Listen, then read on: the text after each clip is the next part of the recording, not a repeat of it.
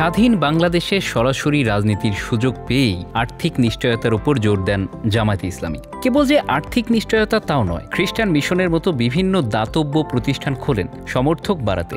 দিনে দিনে তা ফুলে ফেঁপে পরিণত হয়েছে কয়েক হাজার কোটি টাকার সম্পদে। একসময় এসব প্রতিষ্ঠানকে বিবেচনা করা হতো জামায়াতের অর্থনৈতিক ও প্রাতিষ্ঠানিক শক্তির নিদর্শন হিসেবে। কিন্তু ২০১২ সালে মীর কাশেম আলী সহ দলটির আরও অনেক গুরুত্বপূর্ণ নেতাকে আটক ও পরে আদালতের রায়ে তাদের অনেকের মৃত্যুদণ্ড কার্যকরের পর থেকে পরিস্থিতির পরিবর্তন আসতে থাকে। গত এক যুগে ইসলামী ব্যাংক সহ গুরুত্বপূর্ণ বেশ কিছু প্রতিষ্ঠানের নিয়ন্ত্রণ হারান জামায়াতের নেতারা। গত ৫ আগস্ট আওয়ামী লীগ সরকারের পতনের পর এ দৃশ্যপটে আবার পরিবর্তন আসা শুরু হয়। হাতছাড়া হয়ে যাওয়া প্রতিষ্ঠানগুলোর নিয়ন্ত্রণ ফিরে পেতে পুনরায় সক্রিয় হয়ে উঠেছেন জামায়াতের নেতারা। সংশ্লিষ্ট বিশ্ববিদ্যালয়গুলোর পর্ষদে নিজেদের অবস্থান শক্ত করা সহ হারানো অর্থনৈতিক ও প্রাতিষ্ঠানিক শক্তি পুনর্গঠনে নানাভাবে কাজ করছেন তারা। ১৯৭৯ সাল থেকে বাংলাদেশের রাজনীতির মঞ্চে সরাসরি অংশগ্রহণ শুরু করে জামায়াতে ইসলামী। এর পরের বছর ১৯৮০ সালে মীর কাশেম আলী প্রতিষ্ঠা করেন ইবনে সিনা ট্রাস্ট। প্রথমে দাতব্য প্রতিষ্ঠান হয়ে স্বাস্থ্যসেবা দেওয়ার মাধ্যমে কার্যক্রম শুরু করে। দ্রুতই এটি শিক্ষাসহ বিভিন্ন খাতে ব্যবসা সম্প্রসারণ করে। ইবনে সিনা হাসপাতাল, ইবনে সিনা ফার্মাসিউটিক্যালস, ডায়াগনস্টিক সেন্টার ও মেডিকেল কলেজের মতো প্রতিষ্ঠান গড়ে তোলা হয়। ইবনে সিনা ট্রাস্টের অধীনে পরিচালিত এই প্রতিষ্ঠানগুলো জামায়াতের কর্মীদের কর্মসংস্থান নিশ্চিত করার পাশাপাশি সাধারণ মানুষের কাছেও পৌঁছে যায়। এছাড়া ১৯৮৩ সালে শরিয়া ভিত্তিক বেসরকারি ব্যাংক ইসলামী ব্যাংক বাংলাদেশে প্রতিষ্ঠা করা হয়।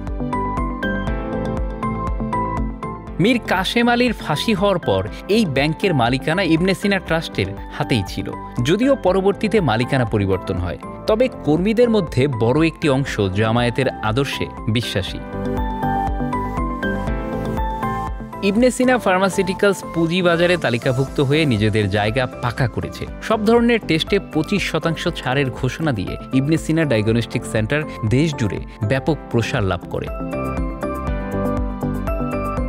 স্বাস্থ্য খাত ছাড়াও শিক্ষা খাতেও জামায়াতের বড় বিনিয়োগ রয়েছে। চট্টগ্রামের international Islamic university, Manarat school, college ও বিশ্ববিদ্যালয়, সাইদির বাংলাদেশ ইসলামী বিশ্ববিদ্যালয়।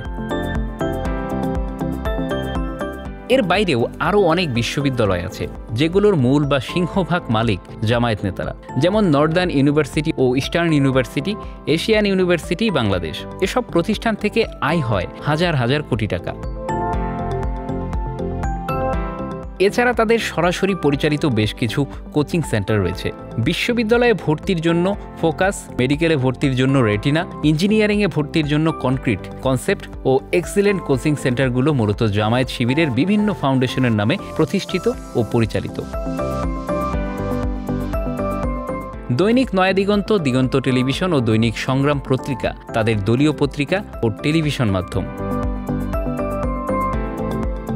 মীর কাশেম আলীর কেয়ারি গ্রুপ রিয়েল এস্টেটের সঙ্গে জড়িত। সেন্ট মার্টিন যেতে যে কেয়ারি সিন্দবাদ নামের ফেরি জাহাজ আছে, সেটিও মীর কাশেম আলীর। আবুল কাশেম হায়দার চট্টগ্রাম বিশ্ববিদ্যালয়ের শিবিরের নেতা ছিলেন। তার ইউথ গ্রুপ থেকে তৈরি হতো ভার্জিন ড্রিঙ্কস। মেট্রো শপিং সেন্টারের মালিকও জামায়াত নেতারা। এছাড়া রিয়েল এস্টেট মিশন গ্রুপও জামায়াত নেতাদের। Islamic finance and investment limited, first Islami life insurance company limited, Islami insurance company limited, Islami life insurance, Takaful Islami life insurance, community হাসপাতাল, Sonargaon housing, Panjeree bus service Jamaat নেতাদের। জামায়াত নেতারা বলছেন, মূলত সাংগঠনিকের পাশাপাশি আর্থিকভাবে জামায়াতকে দুর্বল করতেই তাদের প্রতিষ্ঠানগুলো বিভিন্ন দখলের চেষ্টা করে বিগত সরকার। Bangla affairs news desk.